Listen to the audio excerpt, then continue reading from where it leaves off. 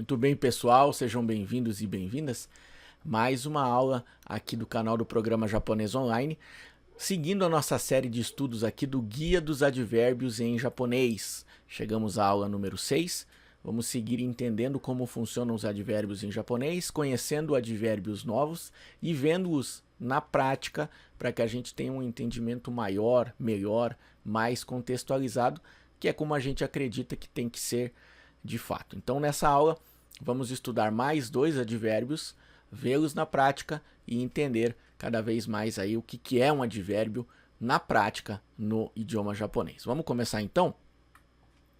Vamos aqui com o primeiro advérbio da aula de hoje, que é o chotto, chotto, chotto, que significa um pouco, chotto, um pouco. Simples assim. E agora vamos ver na prática como assim um pouco, né? Um pouco o quê?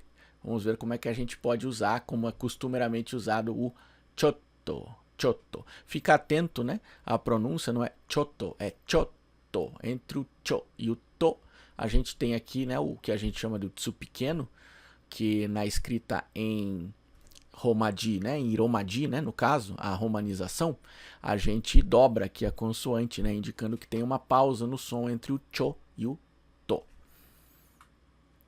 Exemplos aqui, né? Chotto matte kudasai, chotto matte kudasai, chotto matte kudasai. Significa, por favor, espere um pouco. Talvez você já tenha ouvido essa frase assistindo alguma coisa em japonês ou mesmo nos seus estudos. Chotto matte kudasai, né? Por favor, espere um pouco. Aqui a gente tem o verbo matsu, que é o verbo esperar. Ele está no que a gente chama de forma T, né? Mate, que indica um pedido de que se faça a ação do verbo. Então, a ação do verbo é esperar. Então, espere, é um pedido. E quando a gente põe o kudasai depois do mate, a gente está inserindo mais gentileza no pedido, mais educação. Então, a gente acaba colocando na tradução o por favor, né? Mate kudasai. Espere, por favor. Mate kudasai. Espere, por favor. Talvez você já tenha visto essa frase dessa forma. Colocamos o chotto, que é um advérbio, para dar mais informações, mais detalhes sobre o meu pedido. Eu estou pedindo que você espere, por favor, um pouco. Eu estou especificando o quanto eu quero que você espere. Um pouco. Não é muito, bastante, um tempo indefinido. Um pouco. Chotto. Então é um advérbio que está mostrando a quantidade de tempo que eu quero que você espere. Um pouco. Chotto mate kudasai. Espere, por favor, um pouco. Outra frase de exemplo. Chotto atsui kedo oishii. Chotto atsui kedo oishii. Está um pouco quente, mas é gostoso. Atsui significa quente. A gente tem aqui então o kedo, que significa o mas, né? Atsui kedo, quente, mas, né? Está quente, mas. Oishii, oishii. Não esqueça de pronunciar o último i, tá? Não é oishi, é oishii, que significa gostoso, saboroso, delicioso.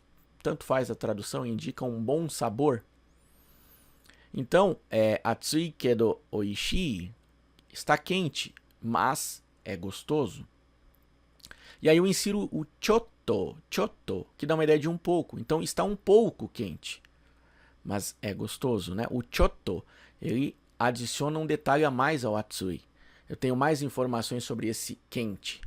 E eu sei que é um pouco quente. Então, chotto atsui kedo, está um pouco quente, mas é gostoso. O próximo advérbio que a gente vai ver, então, nessa aula de hoje, é o sukoshi. Sukoshi. Cuidado para não falar sukoshi, né? Não é sukoshi, é sukoshi. Sukoshi. É quase um S mudo. Tenta escutar bastante que a sua pronúncia vai melhorar, tá? E também não é sukoshi, é sukoshi, shi, shi. Né? O i ele não é pronunciado com tanta ênfase.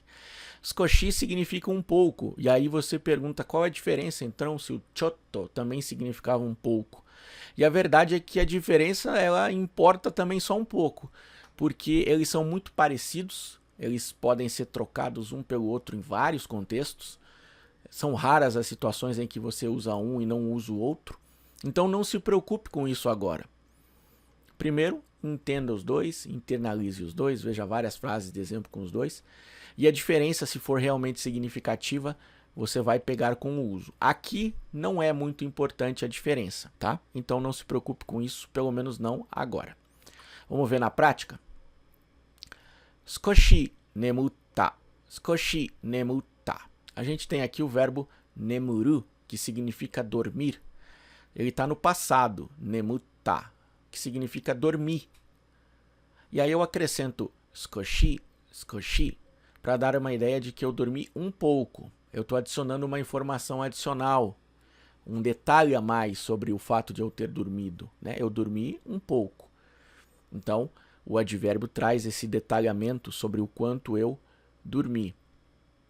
Foi só um pouco. Outro exemplo aqui. Kino skoshi tabemashita. Kino skoshi tabemashita. Ontem eu comi um pouco. Kino significa ontem, uma palavra de fácil memorização. Tabemashita é o verbo tabemas, que significa comer. Aqui ele também está no passado, tabemashita, né? Eu comi. E aí o skoshi, ele adiciona um detalhe adicional. Ele está dizendo que foi um pouco. Ele está trazendo uma informação a mais sobre o ato de eu ter comido. Está detalhando um pouco mais, né? Em vez de dizer, eu comi. Não, eu comi um pouco. Mais detalhes sobre essa minha ação.